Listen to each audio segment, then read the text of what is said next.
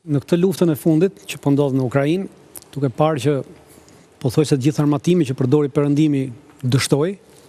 në cilësinë e vet, që të arrinte atë çfarë ishte parashikuar sipas doktrinave ushtarake perëndimore, të arrinte aktualisht tashmë edhe Shtetet Bashkuara të Amerikës duhet që të mbrojnë fytyrën e tyre për këtë armatim që ndoshta u keq përdor në Ukrainë nga ushtria ukrainase në mënyrë të e cila nuk e kishte as trajnimin e dur për përdorimin e këtij armatimi, kështu që tashmë duhet të ringrejë sërish atë prestigjin e humbur të këtij armatimi. Dhe për këtë arsye tashmë po hyn në këtë që unë nuk do ta quaja garë armatimi, unë siç e thash nuk e konsideroj që është pjesë e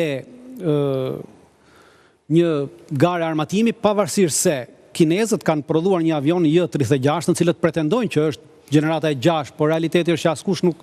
nuk e di në të vërtetë se çfarë është. Rusët kanë në prodhimin e tyre, pra kanë bërë vetëm 2 prototipe të F-41 që pretendojnë që është gjenerata e 6, nuk ka parë kush realisht pra të dhënat teknike dhe specifike të këtyre.